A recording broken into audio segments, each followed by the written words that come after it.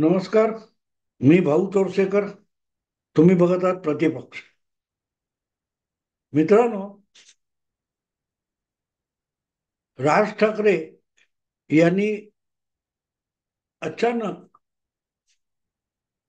200+ म्हणजे 200 ते 250 विधानसभेच्या जागा लढवण्याची घोषणा केली. आणि म्हटलं तर कमी अधिक, पण राजकीय क्षेत्रामध्ये खळबळ माजली. कारण उघड आहे. लोकसभेच्या निमित्ताने राज ठाकरे यांनी महायुतीला बिनशर्त पाठिंबा दिला होता. हा, लोकसभा निवडणुका अखेरच्या टप्प्यात आलेल्या असताना राज ठाकरे यांच्या महाराष्ट्र नवनिर्माण सेनेला किमान एक दक्षिण मुंबईची जागा दिली जाईल अशी चर्चा होती. अगदी बाळा नांदगावकर यांचं सुद्धा नाव घेतलं जात होतं, पण तसं काही झालं नाही. आणि अखेरीस त्यांनी बिनशर्त पाठिंबा घोषित करून टाकला. नरेंद्र मोदी परत एकदा पंतप्रधान व्हावेत यासाठी आपण पाठिंबा देतो अशीही घोषणा त्यांनी केली. आणि त्यामुळेच अधिकृतपणे लोकसभा निवडणुकीपूर्वी महाराष्ट्र नवनिर्माण सेना महायुतीमध्ये सहभागी होणार अशा ज्या बातम्या होत्या त्या मागे पडत गेल्या. पण मग प्रचारात सुद्धा राज ठाकरे उतरले. नारायण राणे असतील, म्हस्के असतील, एकनाथ शिंदे असतील, अशा उमेदवारांचा प्रचार करायला राज ठाकरेंनी सभा घेतल्या होत्या. पुण्यात जाऊन सुद्धा त्यांनी महायुतीचा प्रचार केला होता. आणि त्यामुळे लोकसभा नसेल पण विधानसभेला महायुतीमध्ये मनसेचा समावेश होईल अशी सरसकट चर्चा होती. पण तसं काही होताना दिसत नाहीये. कारण अजूनही युतीच्या जागा वाटपाची कुठचीही बातमी समोर येत नसताना जर राज ठाकरे यांनी आधीच महाराष्ट्राच्या वेगवेगळ्या विधानसभा मतदारसंघांचा आपल्या कार्यकर्ते आणि नेते यांच्या माध्यमातून आढावा घेतला आणि अजून 2-2.5 महिने शिल्लक असताना 200 किंवा त्यापेक्षा अधिक जागा लढवण्याची घोषणा करून टाकली, तेव्हा त्यांनी एक गोष्ट स्पष्ट केली की महायुतीत जाणं न जाणं हे दुय्यम आहे. निवडणुका आपण पूर्ण ताकदीनिशी लढणार. आले तर लोकांना सोबत घेऊन जाऊ, नाहीतर स्वबळावर लढू. पण महाराष्ट्र नवनिर्माण सेना आगामी विधानसभा निवडणूक आपल्या अस्तित्वाची लढाई म्हणून लढणार आहे, असाच एक पवित्रा राज ठाकरे यांनी घेऊन टाकलेला आहे. मी त्याला एक अस्तित्वाचा लढा का म्हणतो तर ती वस्तुस्थिती आहे. 2009 मध्ये पक्ष स्थापनेनंतर अवघ्या 4-5 वर्षामध्ये 13 आमदार, एक महापालिका जिंकणारा हा प्रादेशिक पक्ष बघता बघता 2014 नंतर गेल्या 10 वर्षात इतका मागे पडत गेला की त्याची राजकीय दखल सुद्धा पक्ष म्हणून कोणाला घ्यावीशी वाटेना. राज ठाकरे यांचा करिश्मा कायम असेल, लोकप्रियता कायम असेल, त्यांची गर्दी खेचण्याची ताकद आजही शिल्लक आहे. पण राज ठाकरे मतं मिळवून देतात का, हा जेव्हा विषय येतो तेव्हा मग त्यांचा नंबर मागे पडतो. कारण वेगवेगळी आहेत. पण एक गोष्ट लक्षात घेतली पाहिजे की राज ठाकरे यांनी 200 जागा लढवण्याची घोषणा केल्यानंतर वास्तविक त्याच्यावर कडवी प्रतिक्रिया ही महायुतीकडून यायला पाहिजे होती.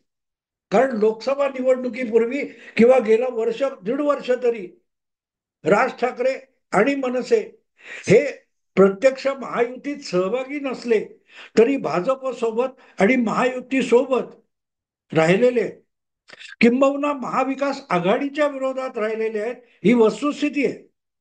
आणि म्हणूनच राज ठाकरे यांनी निवडणूक लढवायची ठरवली. आपल्या बळावर आपल्या पक्षातर्फे 200 जागा लढवायच्या ठरवल्या तर सगळ्यात पहिल्यांदा अस्वस्थ व्हायला पाहिजे तो महायुतीचा गट. महायुतीच्या गोटात खळबळ माजायला हवी होती. कारण ज्यांनी बिनशर्त पाठिंबा दिला लोकसभेला, तोच जर वेगळी चूल मांडणार असेल तर लोकसभेला मिळालेल्या मतात सुद्धा महायुतीसाठी घट होईल ही भीती आपोआपच निर्माण होते. पण तशी कुठलीही प्रतिक्रिया मोठी प्रखर ही महायुतीच्या कोटातून उमटली नाही, पण महाविकास आघाडीकडून ती प्रतिक्रिया उमटली आणि उद्धव ठाकरे यांचीच भूमिका मांडणारे संजय राऊत यांनी सगळ्यात पहिल्यांदा राज ठाकरे आणि मनसेवर तोफ डागलेली आहे की मराठी मतांची विभागणी करणार. मला हा एक विनोद वाटतो. राज ठाकरे सॉरी उद्धव ठाकरे, आदित्य ठाकरे, संजय राऊत किंवा त्यांचा जो पक्ष आहे त्याला असं का वाटतं की मराठी माणूस म्हणजे आमची मक्तेदारी आहे, असं का वाटतं हे त्यांचं त्यांना माहिती. कारण याचं उत्तर जवळजवळ 15 वर्षापूर्वीच संजय राऊतांना राज ठाकरे यांनी देऊन टाकलेलं आहे. ज्या वेळेला 2009ची लोकसभा निवडणूक झाली होती आणि तेव्हा बाळासाहेब हयात असताना मुंबई आणि ठाणे जिल्ह्यामध्ये शिवसेना भाजप युतीने सपाटून मार खाल्ला होता. आणि त्याचं एकमेव कारण राज ठाकरे यांची महाराष्ट्र नवनिर्माण सेना होती. राज ठाकरेंच्या या पक्षाने ज्या लोकसभेच्या जागा लढवलेल्या होत्या त्यामुळे महायुतीला मिळू शकणारी मतं, प्रामुख्याने शिवसेनेला सोडून गेलेली मतं, याचा फटका शिवसेना भाजप युतीला बसला आणि शिवसेनेसोबत भाजपलाही तोटा सहन करावा लागला होता. ज्या मुंबईमध्ये 3 खासदार दोन्ही पक्षांचे होते त्या दोघांनाही सगळे खासदार गमवावे लागले. याचं कारण लाखापेक्षा अधिक मतं मनसेने घेतली आणि त्याचा फायदा घेऊन काँग्रेसला आणि राष्ट्रवादीला फायदा झाला होता. लोकसभेत त्यांना मुंबई ठाण्यातल्या 10 पैकी 9 जागा जिंकता आल्या होत्या. आणि म्हणून मराठी माणसाने दगा दिला, राज ठाकरेंनी मराठी मतं फोडली, असा अग्रलेख सामनामध्ये संजय राऊतांनी तेव्हाही लिहिला होता. आणि मराठी माणसाने पाठीत शिवसेनेच्या पाठीत खंजीर खुपसला असा सुद्धा अग्रलेखातून आरोप संजय राऊतांनी तेव्हा मराठी माणसावर केला होता. आज जी भाषा संजय राऊत बोलतायत ती तेव्हा त्यांनी राज ठाकरे नव्हे तर मराठी मतदारासाठी वापरली होती. ज्या मराठी माणसासाठी शिवसेना आयुष्यभर राबली त्याच मराठी माणसाने मुंबई ठाण्यामध्ये शिवसेनेच्या पाठीत खंजीर खुपसला अशी भाषा सामनाच्या अग्रलेखात आली. आणि जेव्हा त्यावर संतप्त प्रतिक्रिया यायला लागल्या तेव्हा बाळासाहेबांना उघडपणे सांगावं लागलं होतं की हे माझं मत नाहीये, हे संजय राऊतने केलेला मूर्खपणा आहे. ही 15 वर्षापूर्वीची गोष्ट आहे मित्रांनो. आणि तेव्हा राज ठाकरे यांनी यावर खुलासाही दिलेला होता की फक्त मनसेला मिळणारी मतं ही शिवसेनेची मराठी मतं आहेत असं म्हणायचं तर महाराष्ट्रभर पसरलेली मराठी मतं काँग्रेस, राष्ट्रवादी किंवा इतर कुठल्याही पक्षाला मिळतात आणि शिवसेनेला मिळत नाहीत, तेव्हा तो सगळा मराठी मतदार सुद्धा गद्दार आहे का? मराठी मतदार मराठी अस्मितेशी गद्दारी करतो का? शिवसेना हा मराठी माणसांचा पक्ष आहे म्हणून मराठी माणसाने गुलामी मानसिकतेतून फक्त शिवसेनेला मत दिलं पाहिजे असा आग्रह आहे का? असा खुलासा आणि उत्तर हे राज ठाकरे यांनी 2009 मध्ये संजय राऊत आणि शिवसेनेच्या आरोपांना दिलेलं होतं, तेच आजही कायम आहे. पण आपल्या जुन्या मानसिकतेतून संजय राऊत किंवा त्यांची उभाठा शिवसेना बाहेर पडायला तयार नाहीये. अर्थात त्यांची भीती संपूर्णपणे चुकीची आहे असं मानता येणार नाही.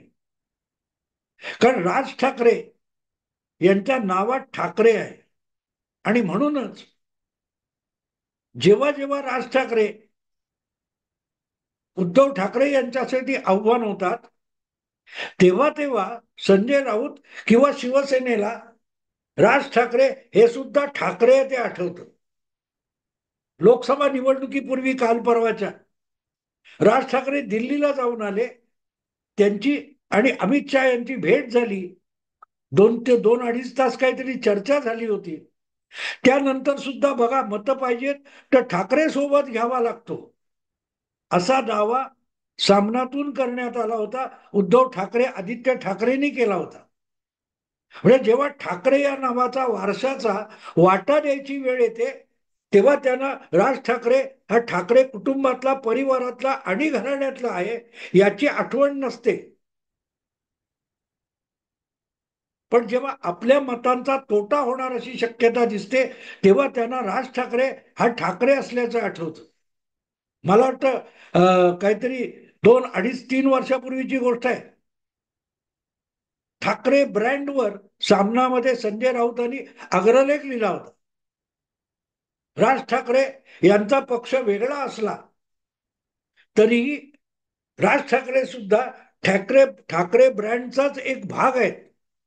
त्यामुळे महाराष्ट्रातून पवार ब्रँड आणि ठाकरे ब्रँड संपण्याची वेळ आली असेल किंवा त्याच्यावर आघात होणार असतील, तर त्याचा बचाव करायला राज ठाकरेंनी सुद्धा पुढे आलं पाहिजे असं आवाहन सामनामधून करण्यात आलं होतं. म्हणजे ज्या वेळेला आपल्याला चटके बसणार आहेत, आपल्याला झीज सोसावी लागणार आहे असं आदित्य ठाकरे, उद्धव ठाकरे, संजय राऊत यांना वाटतं, तेव्हा त्यांना राज ठाकरे यांच्या नावातला ठाकरे आठवतो. पण जेव्हा तशी परिस्थिती नसते, तेव्हा त्याच राज ठाकरेंची खिल्ली उडवायला हे बिनशर्टाचे कपडे काढून उभे राहतात. आठवतात तुम्हाला? अगदी लोकसभा निवडणुकीनंतर याच उद्धव ठाकरेंनी राज ठाकरेंच्या बिनशर्त मोदींना पाठिंबा या शब्दाचा बिनशर्त असा उपहास केला होता. तेव्हा राज ठाकरे हे ठाकरे नव्हते का? तेव्हा राज ठाकरेंच्या बाजूने जाणारा मतदार हा मराठी मतदार नव्हता का? राज ठाकरेंनी 200 जागा किंवा अधिक जागा मनसे म्हणून लढवायचं ठरवलं, मग लगेच त्यांच्या पोटात गोळा उठतो आणि तो पोटात गोळा येणाऱ्या पक्षाचं नाव शिवसेना उद्धव बाळासाहेब ठाकरे असं आहे. कारण सरळ आहे की ज्यांना ज्यांना बाळासाहेबांचा वारसा टिकावा असं वाटतं, ते फक्त उद्धव ठाकरे यांच्याकडे बाळासाहेब ठाकरे यांचा वारस म्हणून बघत नाहीत, तर राज ठाकरे यांच्याकडे सुद्धा शिवसेना प्रमुख बाळासाहेब ठाकरेंचा वारस म्हणूनच बघतात. राज ठाकरे आपल्या बोलण्यातून, वागण्यातून त्याची ग्वाही आणि साक्ष सतत देत असतात. अगदी अलीकडची गोष्ट आहे, ज्या वेळेला महायुतीला पाठिंबा द्यायचा निर्णय राज ठाकरे यांनी घेतला आणि काय काय झालं होतं, त्यावेळेला राज ठाकरे यांनी एक महत्वाचा खुलासा केला होता. कारण चर्चा अशी चालली होती की लवकरच शिवसेना, शिंदे प्रणित शिवसेना जी आहे, जो अधिकृत शिवसेना पक्ष निवडणूक आयोगाने आणि विधानसभेच्या सभापतींनी एकनाथ शिंदेकडे सोपवलाय, त्यामध्येच महाराष्ट्र नवनिर्माण सेनेचं विसर्जन करायचं आणि पक्ष प्रमुखपदी राज ठाकरेंनी जायचं आणि राजकारणातलं नेतृत्व एकनाथ शिंदे करतील अशी चर्चा सुरू झाली होती. तेव्हा राज ठाकरेंनी स्पष्टपणे सांगितलं होतं की मी आयुष्यात एकाच व्यक्तीला, माणसाला नेता मानलंय, त्याचं नाव बाळासाहेब ठाकरे आहे. बाळासाहेब ठाकरे सोडून मी कुणाच्याही हाताखाली दुय्यम नेतृत्व म्हणून काम करणार नाही. थोडक्यात आपण आजही बाळासाहेबांना नेतृत्वपदी मानतो आणि बाळासाहेबांचाच वारसा आपण चालवणार. आपण सोनिया गांधी, राहुल गांधी किंवा नरेंद्र मोदी यांच्या नेतृत्वाखाली काम करणार नाही, त्यांच्या बरोबर काम करू, कोणाबरोबरही, पण कोणाच्या हाताखाली काम करणार नाही असं जे राज ठाकरे यांनी सूचित केलं. त्याचा साधा सरळ अर्थ असा की आज सुद्धा वेगळा पक्ष स्वतंत्रपणे काढलेला असेल तरी आपल्यासाठी सर्वोच्च नेता बाळासाहेब ठाकरेच आहेत. बाळासाहेबांचे विचार घेऊनच महाराष्ट्र नवनिर्माण सेना मराठी हितासाठी काम करणार आहे आणि बाळासाहेबांच्या विचारांनीच चालणार आहे. आणि तिथेच उद्धव ठाकरे, संजय राऊत यांची पंचायत होऊन जाते. कारण बाळासाहेबांचे विचार पायदळी तुडवून राऊत आणि उद्धव यांची सेना जेव्हा काँग्रेसच्या कच्छपी लागते, तेव्हा बाळासाहेबांना मांडणारा आणि कट्टर काँग्रेस विरोधी असलेला मराठी माणूस, शिवसैनिक हा विचलित होतो आणि मग त्याला काँग्रेस विरोधात ठामपणे उभे राहणाऱ्या मनसेविषयी आत्मीयता वाटायला लागते. आणि म्हणूनच 288 नाही पण 225 जागी तरी मनसेचे उमेदवार उभे करायची भूमिका राज ठाकरे घेतात, तेव्हा सगळ्यात पहिल्यांदा पोटात गोळा उठतो तो महायुतीच्या पक्षांमध्ये नाही. महायुतीतला शिंदे शिवसेनेच्या पोटात गोळा येत नाही, पण उभाटा शिवसेनेच्या पोटात मात्र गोळा येतो. कारण त्यांना माहिती आहे शिवसेना म्हणून मिळणारी मतं आहेत, त्यामध्ये जी ठाकरे यांचा वारसा म्हणून मिळणारी मतं आहेत, त्यात राज ठाकरे या नावामुळे आणि नेतृत्वामुळे हिस्सेदारी निर्माण होत असते. जे जे कोणी उद्धव ठाकरे यांच्या वर्तनामुळे, आजवरच्या निर्णयामुळे, युती मोडण्यामुळे विचलित झालेले आहेत, अशांना गेल्या 4.5 वर्षामध्ये मतदानाची संधी मिळालेली नाही. ती संधी मिळाली तर शिंदे यांच्या पेक्षाही राज ठाकरे यांना तो मतदार प्राधान्य देऊ शकतो. बाळासाहेबांवर भक्ती करणारा मतदार आणि शिवसैनिक राज ठाकरेंकडे निवडणुकीच्या काळात जाऊ शकतो, पक्षात गेला नाही तरी मतदार म्हणून जाऊ शकतो. ही उबाठा शिवसेनेला वाटणारी भीती आहे. म्हणूनच राज ठाकरे यांनी महायुतीपेक्षा बाजूला राहून स्वतंत्रपणे निवडणूक लढवायची ठरवली, तर सगळ्यात पहिल्यांदा घाम फुटलेला आहे तो उबाठा शिवसेनेला घाम फुटलाय. अर्थातच तो घाम शरद पवारांच्या राष्ट्रवादीला फुटलेला नाही किंवा काँग्रेस पक्षाला फुटलेला नाही, पण उबाठा शिवसेनेला फुटलाय. कारण त्यांना कळतंय की आधीच शिवसेनेला मिळणाऱ्या 18-20% मतापैकी 13-14% हिस्सा एकनाथ शिंदे घेऊन गेलेले आहेत आणि उरलेला जो काही 5-6% मतांचा हिस्सा आहे त्याचा 2-4% लचका राज ठाकरेंनी तोडला, तर शिवसेनेसमोर उबाठा शिवसेनेसमोर अस्तित्वाचा प्रश्न उभा राहील. कारण मुस्लिम मतं, पुरोगामी मतं ही तात्पुरती आलेली लाट आहे, पूर आहे. पुराबरोबर आलेला पाला पाचोळा आहे. पुराचं पाणी स्थिरावलं की पाला पाचोळा किनाऱ्यावर फेकला जातो.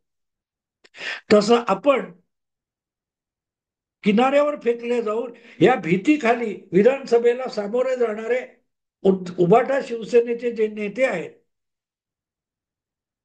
त्यांना राज ठाकरे यांनी 225 जागा लढवायच्या म्हटल्यानंतर आपल्या प्रत्येक विधानसभा क्षेत्रामध्ये आणि प्रभाव क्षेत्रामध्ये एक नवा भागीदार परत एकदा समोर आल्याची भीती भयचकित करत असेल तर नवल नाही.